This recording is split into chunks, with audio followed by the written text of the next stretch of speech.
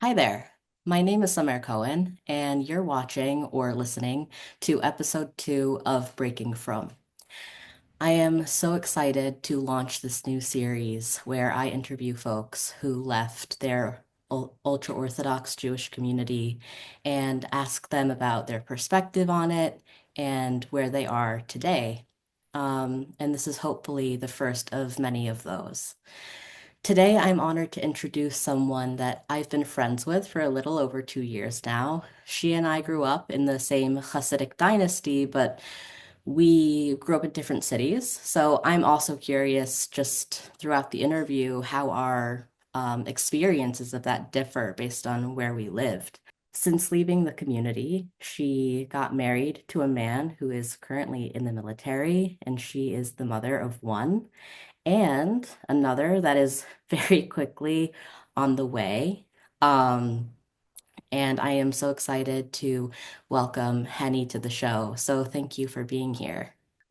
So I guess we can just get right into the questions. Um, what was your background like with your parents? Um, well, both my parents are Bal Tshuva, so I think I think my childhood was relatively normal for the Chabad community. Although, you know how they say like when you have a Bal Tshuva, they can go like one of two ways. Either they go over the extreme to one side, and then you have the ones who are just like, yeah, I became religious because I wanted a relationship um, with God, and I'm doing my thing, you do your thing. So my parents were both ends of the spectrum.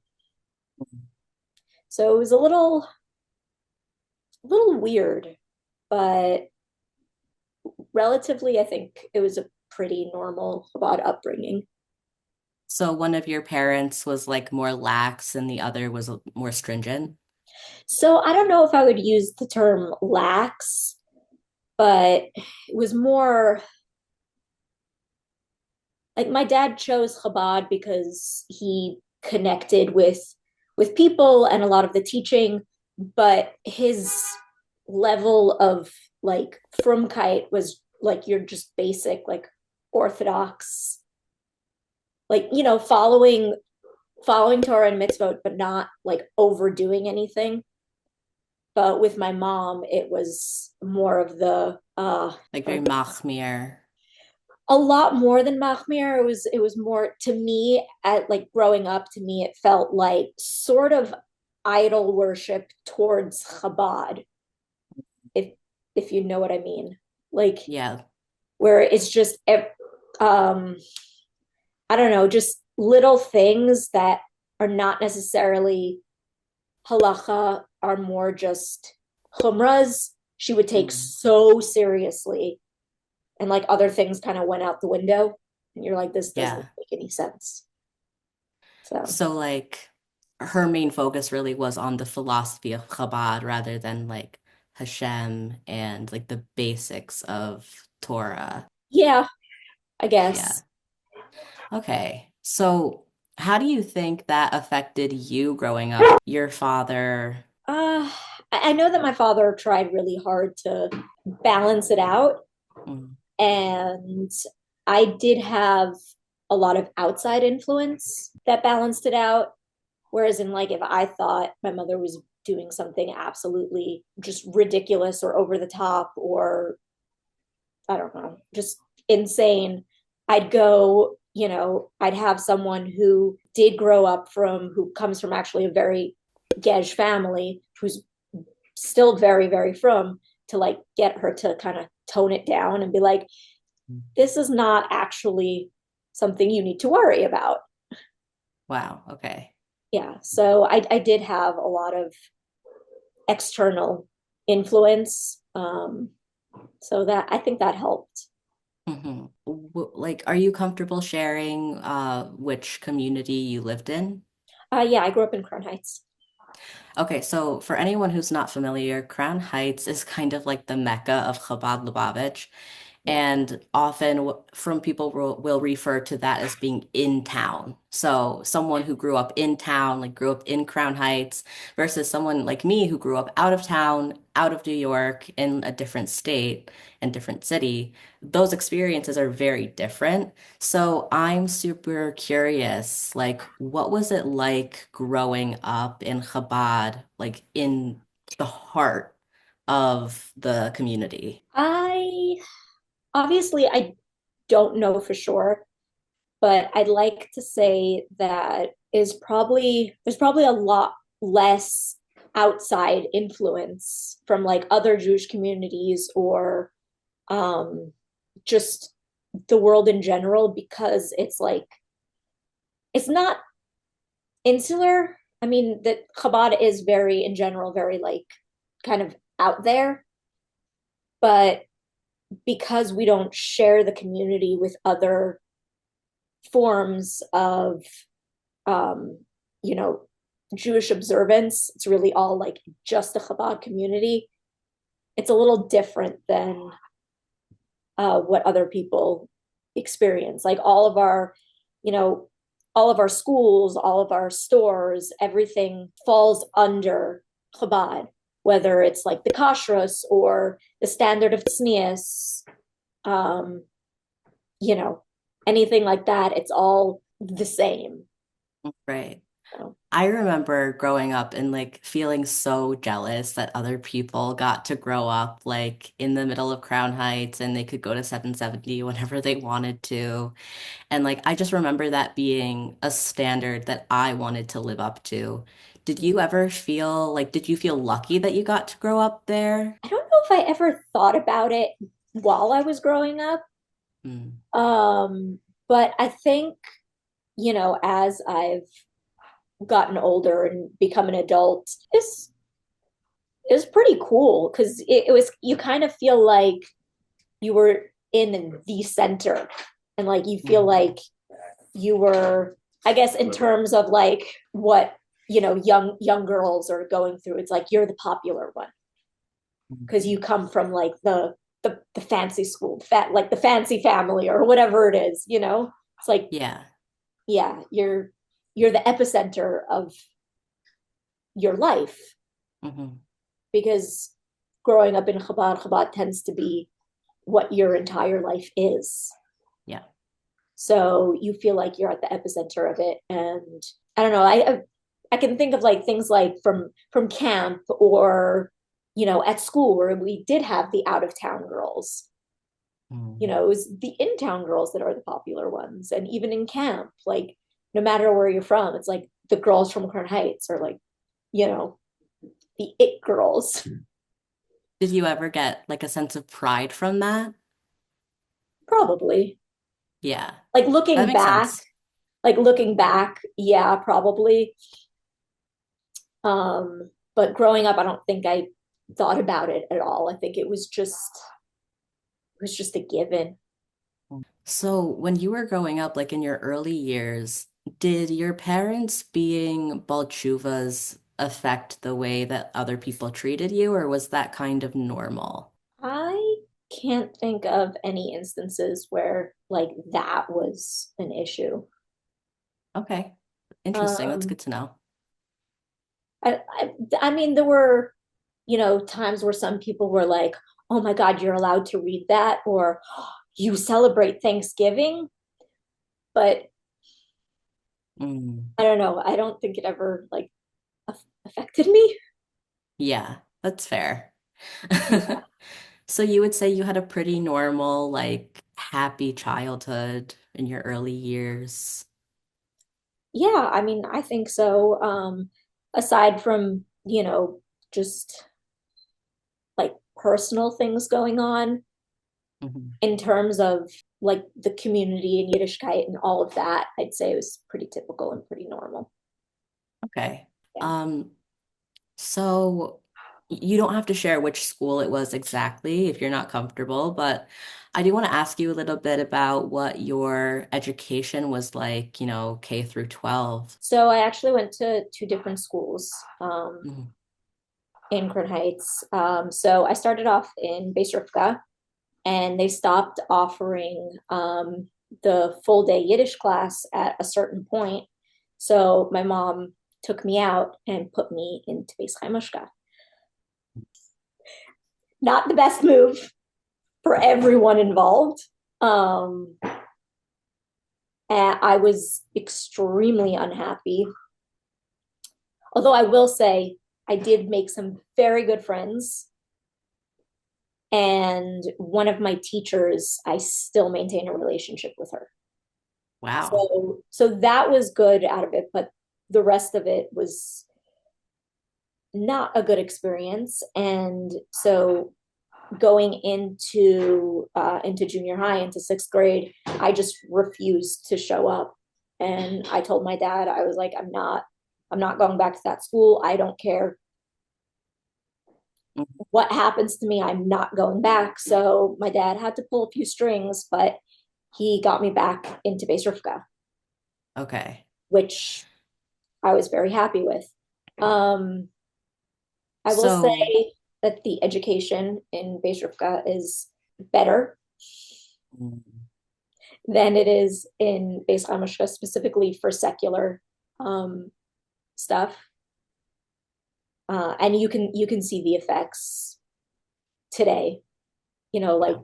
whether it's texting one of my friends, um, or even talking to, vocabulary wise and things like that. So initially you were going to Beis Rivka. When did your mother pull you out? So second grade was the last year for the full day Yiddish class. So Okay. third to sixth, I was in Beis Mishka. So third, fourth, fifth, and then I went back to Beis Rivka. What was it about Beis Chayamushka that you really didn't like? Well, I want to say initially it was I didn't want to switch schools. Like I was 8 years old. I didn't want to leave my friends. I didn't um I didn't know anyone. It turns out there were two girls I did know in my class, but I didn't know that they were gonna, you know, be there. Um the rules were relatively stricter. And I didn't like that idea. I did not like the principal. Like on the initial meeting, like when we went in, um I and that never changed. Hmm. Like to this day, I do not like that man. um Mm. and I don't know, I think like it's a big deal to an 8-year-old girl. Now that I look back on it, it was probably silly things, Hmm. but I didn't want to be taken away from my friends. I didn't want things to change. Yeah. That was one of Were the was biggest. there any big difference? Like you mentioned that the difference in education was pretty significant. What changed from Beis Rivka to Beis Chayamushka? Like what were those Well, differences? Beis Hamishka doesn't have any secular studies aside from math. Oh, okay. So they teach math, but there's no English, there's no science, there's like no history Wow. aside from like Jewish history. So you have, like I said, like even when texting friends today, Mm. and we're all turning 30 this year. Right. And like there's still, I don't like, the spelling has kind of gotten better, but that's because, we're all texting on our phones and the phone changes it anyway. Mm. Um, but it's just the structure of the sentence, or just some things just don't make sense. Mm. Right. And you're just like, oh, like I this, mean, there's no secular education at all. It's kind of like, the boys' yeshivas, yeah. except like the so the families I know in Grand Heights who went to LA Terra, most of their mothers sent the boys to tutors after school. Yep. So I've they noticed so they that. had the education, but the girls in Beis Hamushka never did that, which seems Oh. ridiculous to me. At least no one in my class. I can't Okay. speak for like other people, but no one in my class. And we had the biggest class in the school. Mm-hmm. So, I was also like, I was taught at home. Yeah. But then again, I was also taught before, like before all that. I was reading in English and in Hebrew at 5, just because like when we were learning the alphabet in school, my father was teaching me the alphabet at home, and he read Mm-hmm. to me every night, and I'd follow along. So that I learned at home. Um, but like it was just there's no secular education whatsoever. And were they teaching the classes entirely in Yiddish? Um, they were supposed to, Okay. uh, but you know how it is. Teachers Yeah. start speaking in English for this thing, for that thing.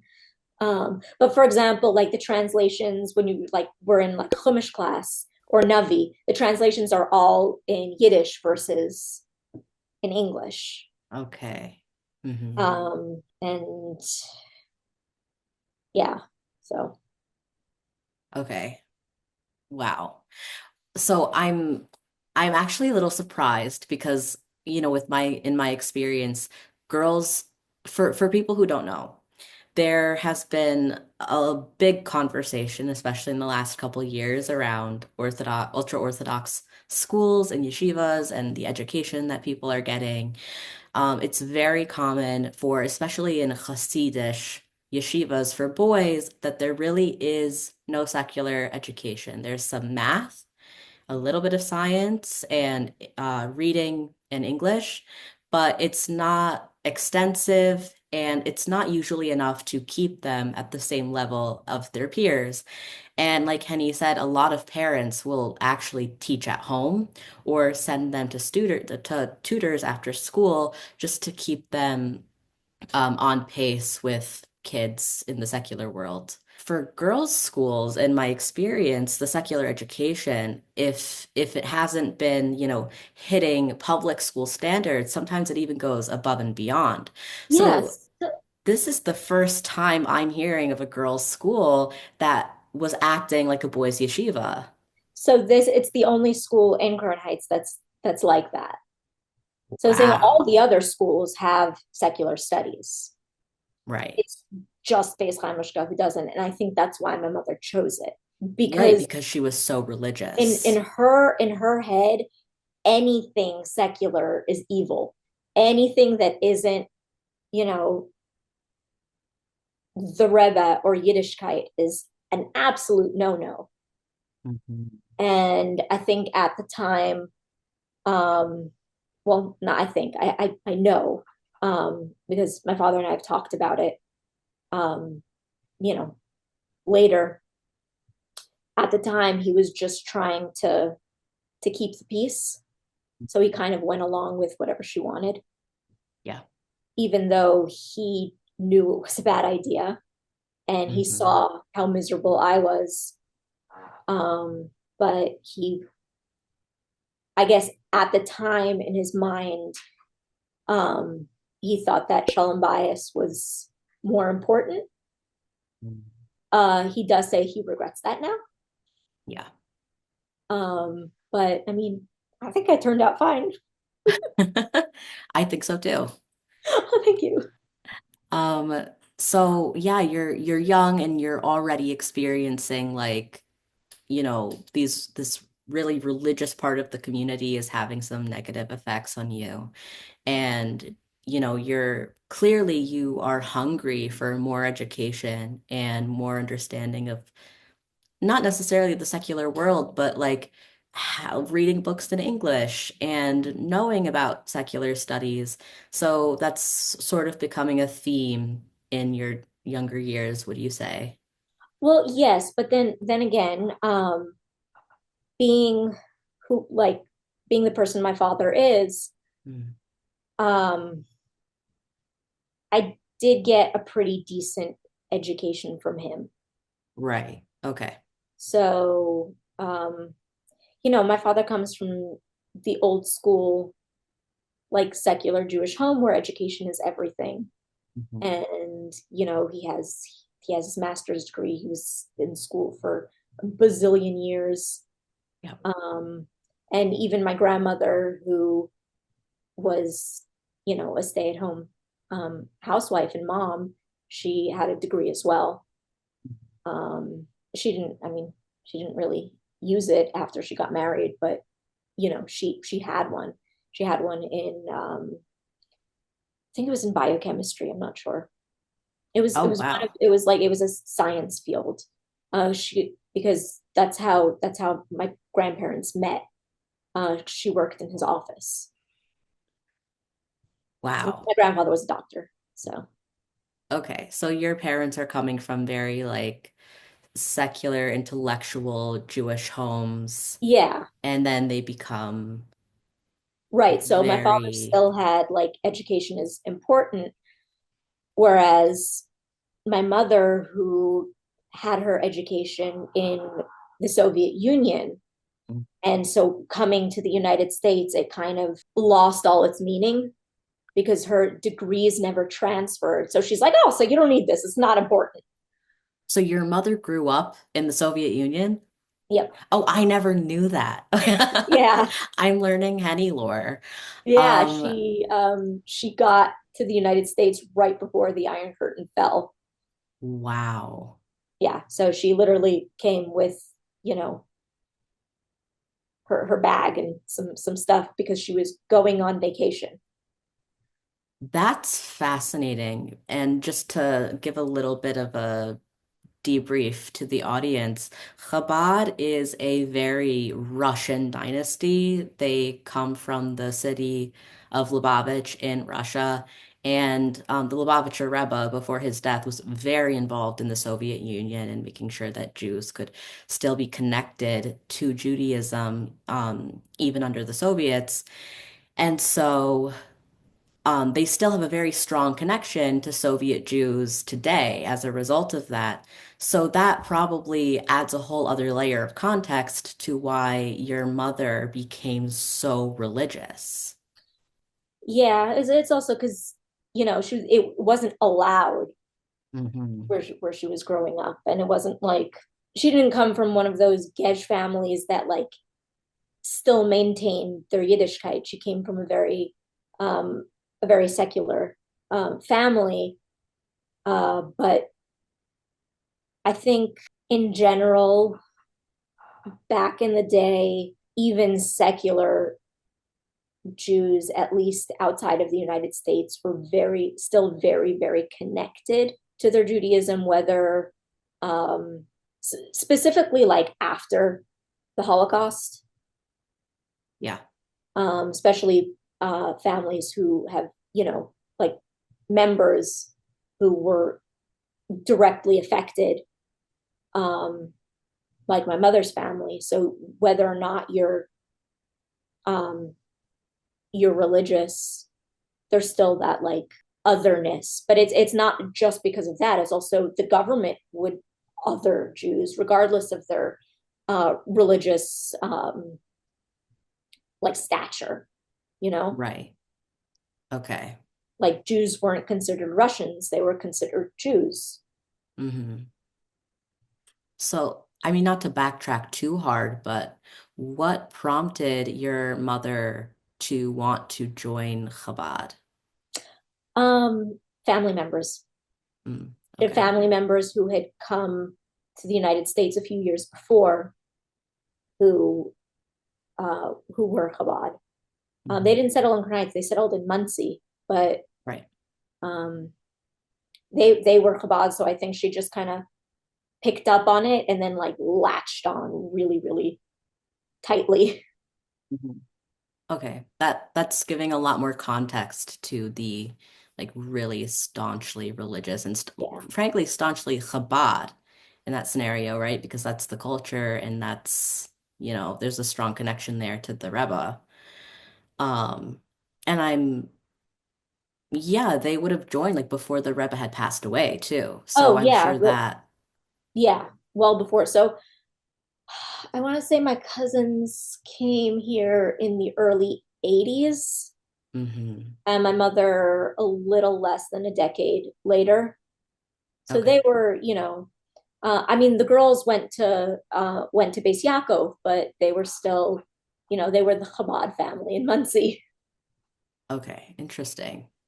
Yeah, So that was your early childhood. And so I guess we can move a little bit into your teen years. You went back to Base Rivka in sixth grade. yeah. So what was your education like, from 6 to 12? So from well, sixth to eighth, Mm, it was great.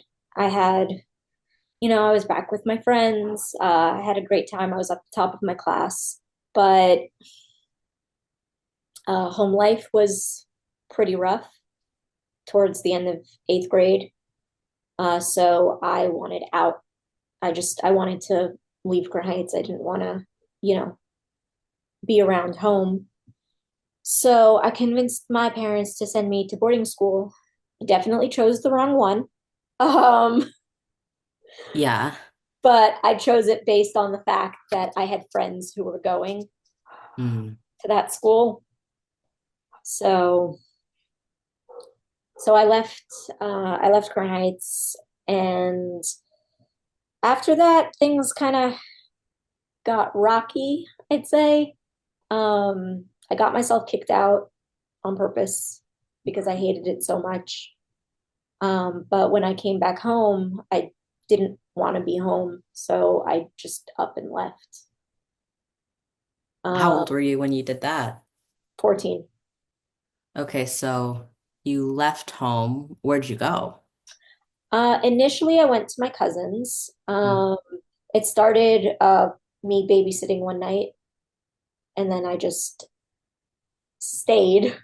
hmm Um, and then a few months later, um, I found me a more like permanent solution. So I started like living with a friend. Um, did that for about a year and a half, and then I moved out and went to an apartment with, you know, with other off the derech friends. Mm, And in the meantime, school was kind of rocky. I missed a lot. Then finally, I was trying to convince my parents to let me go to public school, but my mother wouldn't hear of it. So I may have dropped a dime about me being truant, and my parents were forced into it. okay. Yeah. So you started going to public school at 15. Yeah. And then, so it was sophomore year of high school. And then halfway through junior year, I got kicked out, Mm. and then I finished on my own. So you did you do Like I tested homeschooling out. or oh you No, tested I out. tested out. Yeah. So you got your diploma. Yeah. Okay.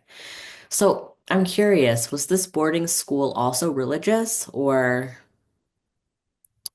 Probably even more so than Beis Hamashka. was it in America? Yeah. Chicago. Oh, okay. Do you Yeah, know what I'm talking about? I do know what you're talking about.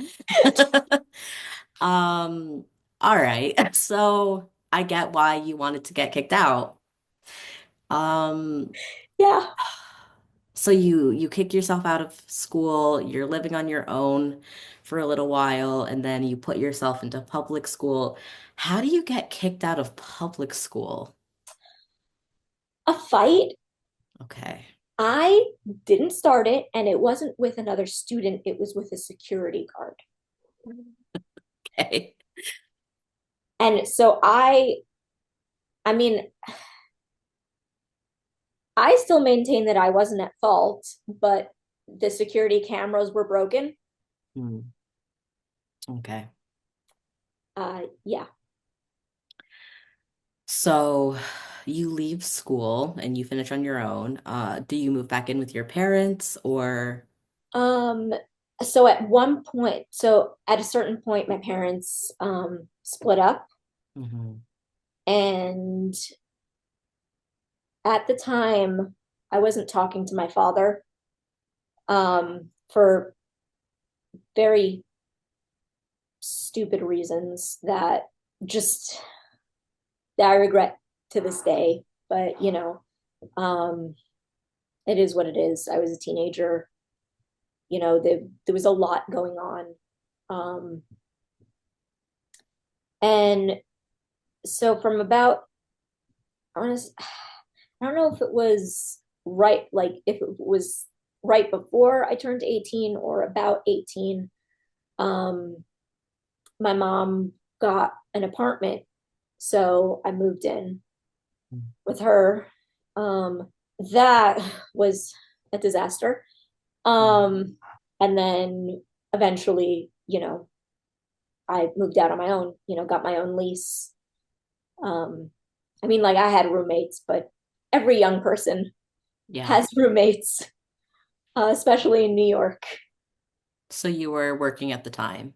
Yeah, yeah. At Okay. that point, like I had already been working, so I had the money. At that point, I was 21. Mhm. Um, yeah, so I signed my own lease. I did it all on my own. I didn't need, you know, Yeah. help. Um, and yeah, from there, just typical young adult life, working, paying rent, paying bills, Mhm. going out, partying. Um, So you mentioned that. What is your faith looking like through your childhood and teen years? Like, did you really firmly believe in Judaism or I no? can't Okay. remember a time in my life where there was any like emotional connection to it. Like I remember, even as like a kid of, 9, 10, just kind of going through the motions and thinking, this is ridiculous. Yeah. Like, why am I doing something if I care nothing about it? So by the time I hit 14, I was like, I'm living a double life because I don't believe anything I'm doing. Like I like I think this is all ridiculous, and I have this very strong dislike for people being two-faced or like a double standard, you know, something like that. So I couldn't understand why I would masquerade as something that I had no connection to and no feeling toward. Right. So I kind of like I don't want to say broke free, but like it was just shedding a costume Mhm. or a mask. Um, So when did you start really like going OTD and crossing boundaries and 14. 14? Yeah. What was it like going OTD as a young teenager? Um, I don't know because for me it wasn't animosity that threw me over the edge. It Mhm. was just like a personal, let's say cheshbon hanefesh, it was just one of those like it was just uh this isn't something that's working for me. I don't feel like I'm being truthful. So why am I doing it? What was rough was because I wasn't hiding what I was doing. A lot of my friends' parents disliked me, even though from like the perspective of being a good kid or like an at-risk kid or whatever those things were, I wasn't, while their children were. Their kids were experimenting with drugs. They were doing God knows what. I was just living your secular kids' normal life. It was just because I wasn't hiding what I was doing that were like, oh, she's the bad kid. Whereas Wow. like, I don't know, I wasn't doing anything crazy. Right. So I you may have were overdone it on the just, drinking, but I think that's not just I think that's an all teenagers thing, especially in the Jewish community, whether yeah, you're from or not. yeah, So it's like we're exposed to it from such an early age that yeah. it's not seen as a big deal. So um, you kind of start going OTD while you're in the community, and your friends are around you are like engaging in secular things, but they're doing so in a really kind of corrosive way to themselves, like Mm. drugs, alcohol, all these things, and you're kind of just doing your regular secular kids thing, and somehow that reflects poorly onto you in a way it doesn't Yeah. onto other kids who are doing things that are worse just because you're not hiding it. Yeah. So one example would be like, you know, I'd wear pants and short sleeves, but I wasn't at all promiscuous. Meanwhile, my friends who are fully tznius are doing God knows what with who knows who. Actually, Yep. everyone knows who everyone was doing everything with. That's a whole nother thing. All of those relationships felt so incestuous to me. I would not have touched them with a 10-foot pole. Sure. Um, Um, yeah, because like it's such a small circle that everyone knows just everyone's business. yeah. Um, I'm saying like things like that. This is so interesting to me because like when I was a young teenager, I was very staunchly Chabad. I really believed it. Like it was so important to me. And like I was kind of known as one of the very like good girls in my school because of that. And but I had all of these friends that were going OTD and doing these crazy things, and it wasn't a situation where I was passing judgment onto anyone. I would stay friends with these people and still talk to Yeah. them and was still very connected to them. But I saw the way that people treated them for that behavior, and it never made sense to me, like the way that the community treats these kids. I mean, I still have maintained some really close friendships with girls who always have been and still are extremely from um and come from like families that are also like the Gesh families. Hmm. um and I know that a lot of people have experienced a myriad of different people and don't all have good experiences becoming non-religious in the frum world. But I don't have anyone who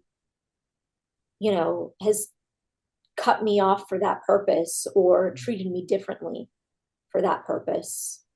Yeah. um like I still maintain very close relationships with a lot of those people. Yeah, and honestly, like that's not uncommon, right? And I think that's something that's interesting to me is that like there's this very specific narrative in media, like this perspective that the secular world has of what it's like to leave a community like Yeah, we did, is that, you're shunned, you don't have access to your family or friends or anything, and like you don't have anything. And sometimes that's sometimes it's absolutely true. true. Yeah, Right, but sometimes it's actually not. yeah, And the experience is like relatively smooth. Like, would you yeah, say that it was pretty smooth for you? yeah. It was, I still have, well, one person in particular, she still ribs me all the time, but like she also jokes that I have tease me tattooed on my forehead. And she's allowed to do that. She has been a constant in my life since, well, for as long as I can remember. Mhm. Um, uh, and when I say as long as I can remember, I mean like she was there before I was even born. So, Yeah. you know, um, she's the person I call every Friday to wish good Shabbos to. Hmm. And she's been there for me for everything. Um, Basically like a stand-in mom. Yeah. Um, and she comes from one of the most like Gesh families in Chabad. Mhm. And all of her siblings know who I am. All of her siblings like are amazing to me. Yeah. None of them have ever, made me feel unwelcome or like unloved in their homes.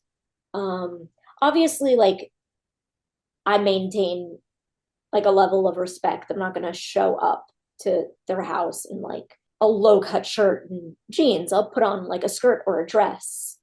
Mhm. But that's a choice I'm making Yeah. as like a respectful thing. Yeah.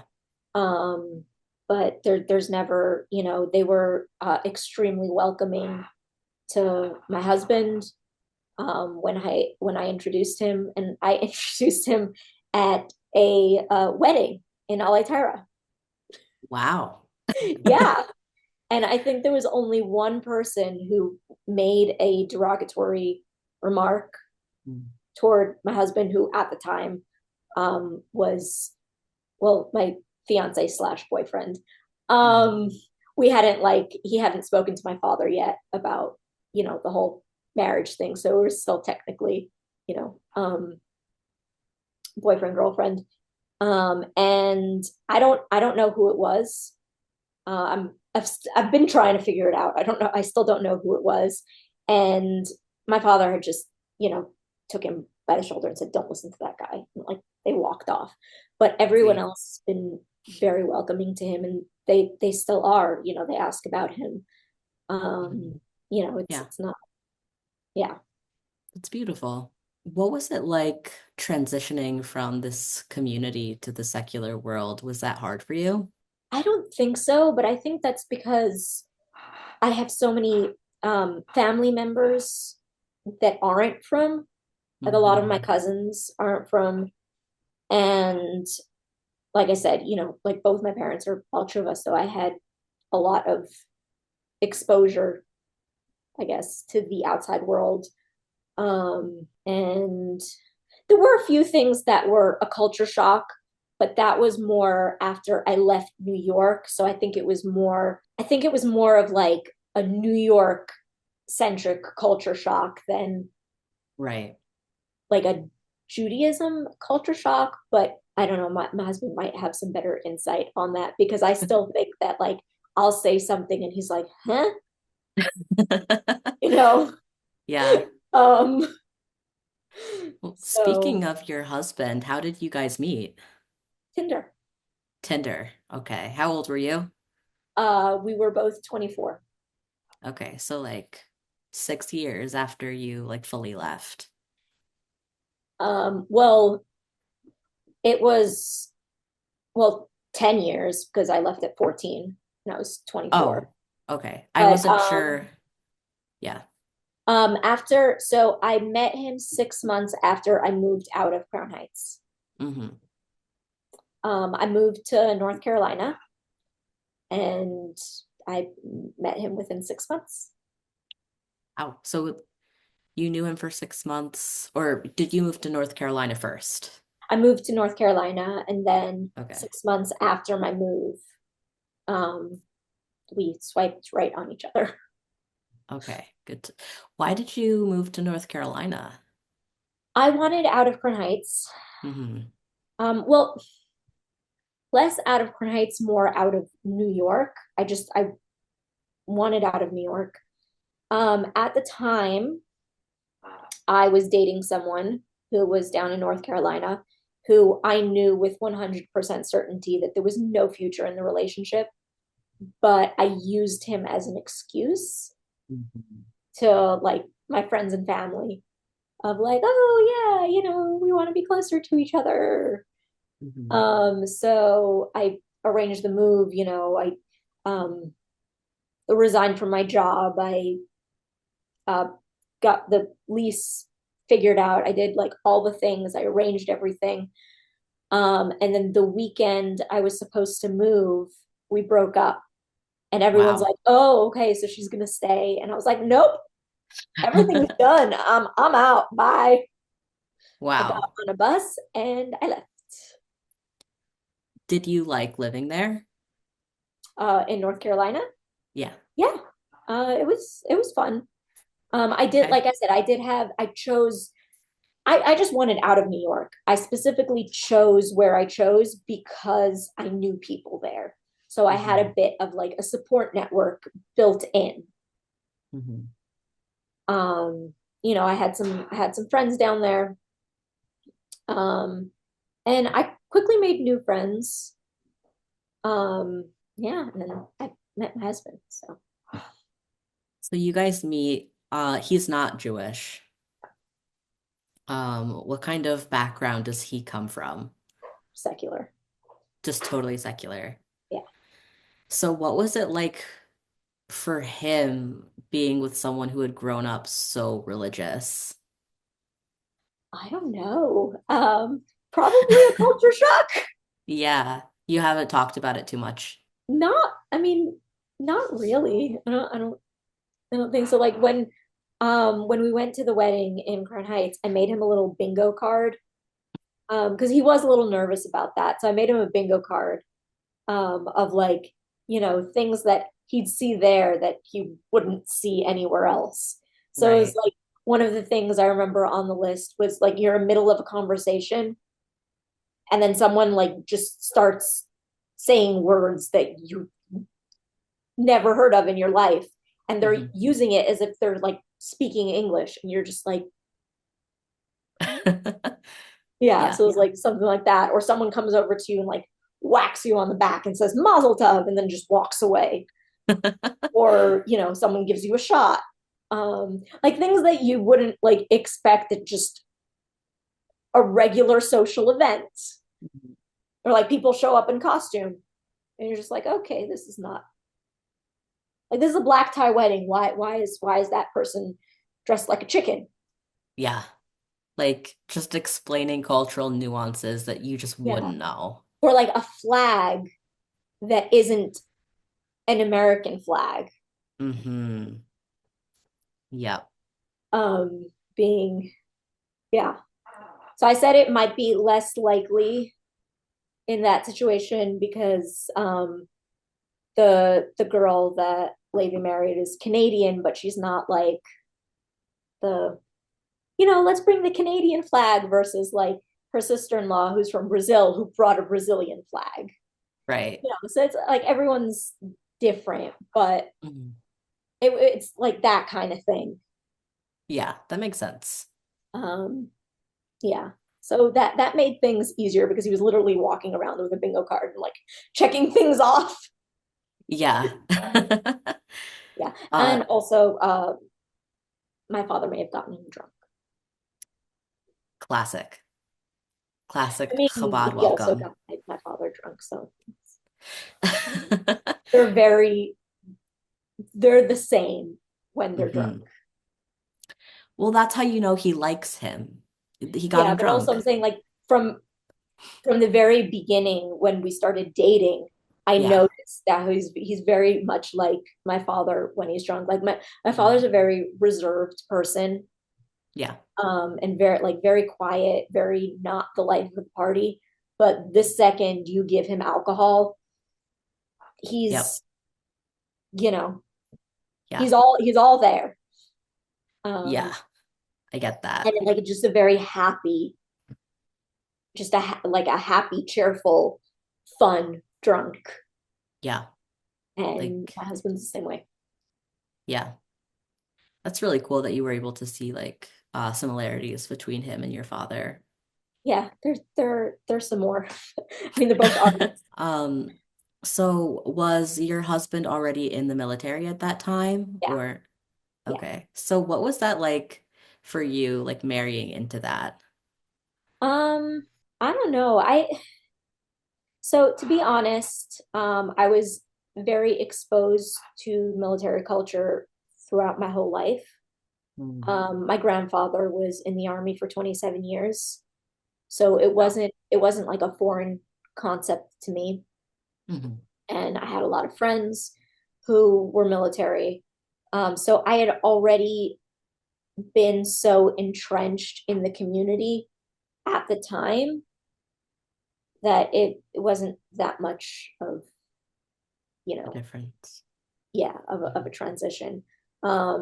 I was working, um, well, so not at the time we started dating, but when we got married, I was already working for the DoD. Mhm. So I was, on base every day, regardless of whether or not we were going to live there. Okay. But I don't know. There's always things that you think you're prepared for, but are different when you live them. But that goes for Mhm. anything. Um, I think separations are a lot harder, but that's just because of the emotional attachment you have to the person. Yeah. So that can be a little rough, and the hours and responsibility can sometimes uh, get to me, but I'm trying to work on that. Yeah. Because like mentally, you're aware that like they have no control over it, and but sometimes your emotions don't really listen. And Sure. like, Yeah. I don't care. That makes sense. Yeah. So at this time, you have a relationship with your father again. Yeah. You have a relationship with your in-laws. Yes. Me and my Okay. mother-in-law are very close. That's She great. is amazing. She is wonderful. And while my husband was deployed, I actually lived with her for 7 months. Wow. Yeah, we decided that it would be best for me to go back to her. So, I had like people to stay with because also, my son was very little. Mhm. He was 8 months when my husband left. So we just decided that it would be easier because we had just moved out to California a few months prior, and I didn't really have friends out here. So I was going to just be completely alone. Mhm. So we thought that it would be best for me to go to a mother-in-law, and it was great. It was really wonderful. Um, and my son loved it. He got to be around his grandmother every day. Yeah, Um, that's really important, like to have that family and community around you. yeah, so it was a little lacking in the friends department, but it is what it is. I got a lot of reading done, and I maintained my long distance friendships, Yeah. which I still do. So So you have a family now, mhm. and your husband comes from a secular environment and you come from a super religious environment, but you don't have that strong like spiritual emotional connection to it. So how do you want to raise your kids with that in mind, and how is that different from like the values and religious values that were instilled in you? So what my husband and I discussed was that we would incorporate stuff we loved about growing up into like our lives with our kids. So we still go to Chabad. Mhm. Um, you know, like specifically Rosh Hashanah and Yom Kippur, like I'll go to like shul. Um, but then we went to the Hanukkah event that they had, and Mhm. sometimes we'll go for like a Sukkot meal or stuff like that. And if my husband is not busy or away or at work, he's with us. Mhm. Um, and so it's more of the like the tradition side. Yeah. Um, like we lit the menorah every night, but it was right next to a Christmas tree, so there's that. And this morning when we were taking down like the decorations and putting away the menorah, my son was screaming, crying because he still wanted Hanukkah or Oh. Chaka, as he says. And he was like on the storage box, just like in hysterical tears. And we had to explain to him that it would come back next year, but he's not having it. Um, So you were able to, keep the things that made you happy and brought you joy and translate that into your family that you're yeah, starting now. yeah. Yeah, so it's more of like the tradition aspect of like maintaining a connection to like our ancestry, and Right. so it's like the tradition part of it. Yeah, and then we do like the fun things that my husband grew up doing. Mhm. um yeah. That's really beautiful. Thanks. And I'm happy to hear that, you're happy and you're doing well. Um, And so the last question that I want to ask you is if you could say anything to folks who are either struggling with the idea of leaving the community and pursuing a different way of life, or wanting to stay but feel constricted by the cultural standards that they currently live in, what's a piece of advice that you might give someone? Be truthful to yourself. um I know it's a lot easier said than done, but this is like just a general thing. People need to stop worrying so much about what's going on around them or what people have to say about their personal things. You have to be true to yourself. You have to do what you think is right. So if something feels right to you, then do that instead of worrying what everyone else thinks, because that can be so damaging. Yeah. um so I also think it helps not to like jump off the deep end. Like don't go to extremes. I've seen people who leave the community who, because they're shedding their like their frumkeit, they shed a lot of the morality that they learned growing up because they think that it goes hand in hand. Right. So don't do that. Like you can stop keeping kosher without, I don't know, just like deciding that, you know, bodily autonomy is not someone else's like thing. Because like I know there were many Jewish boys that like I grew up with who the second they left, they lost all sense of decency. And Yeah. because like they weren't being stopped by like the laws of Yichud, uh They didn't have that base of like learning yeah. self. So keep your morality. Um Yeah. be true to yourself. That's really well said.